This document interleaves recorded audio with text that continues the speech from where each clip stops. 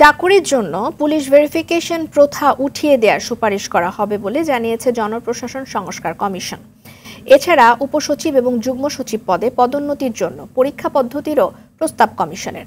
সকালে মন্ত্রণালয়ে সাংবাদিকদের সঙ্গে জনপ্রশাসনের সংস্কার কমিশনের মতবিনিময় সভায় কমিশন প্রধান আব্দুল মুঈদ চৌধুরী এবং সদস্য সচিব ও জনপ্রশাসন মন্ত্রণালয়ের সিনিয়র সচিব মোহাম্মদ মোখলেস উর রহমান এসব তথ্য জানান।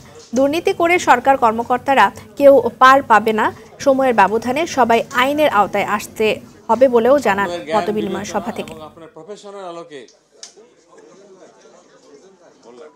বৈষম্য থাকবে না, কারণ ডেপুটি সেক্রেটারি লেভেলে পরীক্ষা হবে, সেখানে সবাই পরীক্ষা দিতে পারবে এবং পরীক্ষা দিয়ে কেউ যদি, আমি বললাম তো যে একজন যদি ইনকাম ট্যাক্সের কেউ 1 নম্বর হয়, ওই ডেপুটি সেক্রেটারির তালিকায় সে 1 নম্বরই থাকবে। এইটাই আমরা রিকমেন্ড করেছি।